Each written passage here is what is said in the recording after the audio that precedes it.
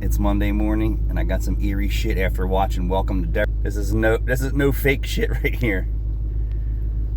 Right out front of my house is a red balloon blowing down the street. Thank God we only have two little kids at the corner behind us on the video. I wonder if he's hanging out in the sewer.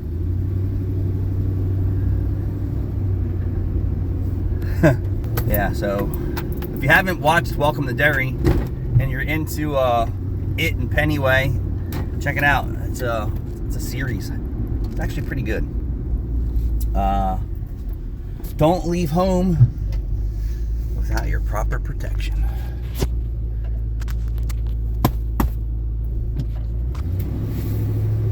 Oh, and plus all the supplies you need for your shop. What do we have over there? We have 180 grit sandpaper. We have a sound surround system for the office.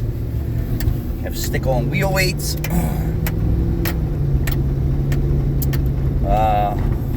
Hopefully we don't have any fallout with this body shop job, so we can get started on that first thing.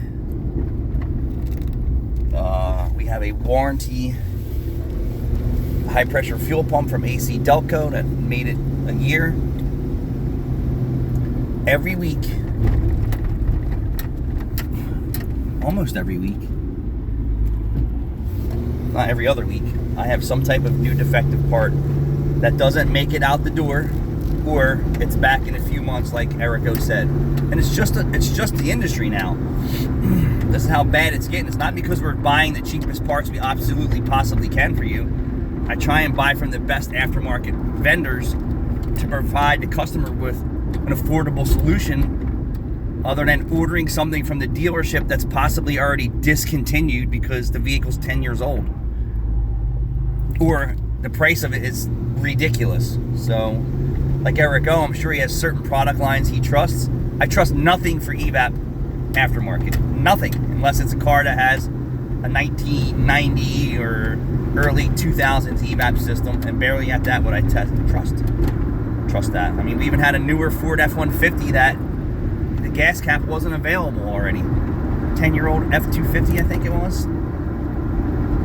And they was like, well, is it flex fuel? I'm like, I don't know. Someone already changed the gas cap. Look it up. And then they're like, well, it's flex. I'm like, well, send me the non-flex fuel gas cap. They're like, okay, well, fit. I mean, it's not going to hold up as long, but if it gets 10 years, it gets 10 years. That's about the average life of a gas cap as it is now. I do a labor claim on the parts also. One vendor is a nightmare to submit a labor claim, and then we have another vendor that's a very easy, streamlined labor claim process. But who wants to put a labor claim in every week or twice a week for one product line that I've already identified as crap in the box, that their reman calipers are absolute garbage. I can't, since we started using them, I gotta tell you, there's been at least 7 or 10 calipers that didn't even make it off the lift. They failed my visual inspection after installation for square cut seals not holding the piston in place. And what I mean by that, when you retract your foot from the brake pedal, that the piston pulls back too far, so it moves with the stroke of the fluid, almost like when you use a turkey baster. You just square cut seals what holds that piston in place. So not only for multiple issues like that, and what that comes from is they're using the wrong size seal. You know, their remanufacturing process is the lowest quality. So I said, listen, we're done. Can't use that product line anymore. Completely done. So let's find out what's going on. Looks like for first thing in the morning, there's some fresh meat on the lifts, so I need to get in there. And we have parts for the fire inspection. Let me zoom out for you guys. We have parts for the fire inspection. How stupid is some of that crap? That the back door to the building has to be auto closed. Well, in the summertime, we have no airflow, but you don't want the building to burn down. This car was here and then it's back. Who would bring their Corvette here? I don't know. They got some cars. We're already open and working. Their bays are still closed.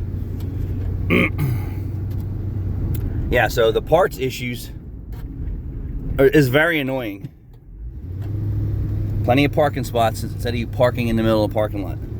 Texting your boyfriend. Although last week was slow. Here you go, President Trump. You want to see the epitome of price gouging for fuel? $2.99 still. That's their sale price when they're getting gas for 30 cents a gallon less. Wawa. You can get fuel anywhere else around here. So I'm going to look right up at the next gas station. $2.67 a gallon all the way up. Another 100 feet up the street, $2.67. And I wasn't cutting anyone's throat about the oil video. You could spend your money wherever you want. And that shop's probably a great shop. Or maybe they want their oil change prices so high that they eliminate a certain customer from showing up, right?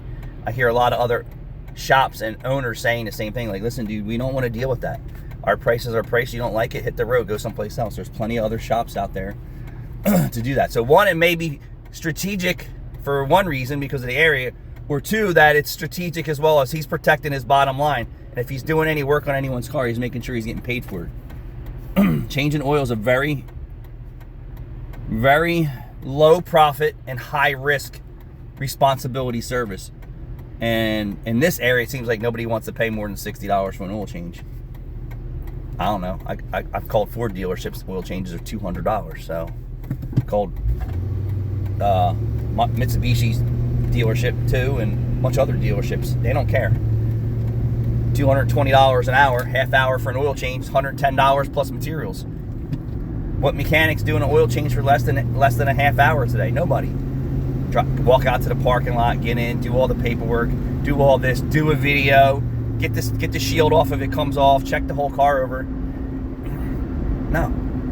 Gotta be at least a half hour. We're pulling up to the spot. I got someone pulling out. Yeah. So it was kind of weird the other day too, that strange as I get some strange messages in my inbox. I wonder why this tinted out Ford Ranger is pulling out a lot. But I said it's time for me to strap up with my vest in case I get some visitors.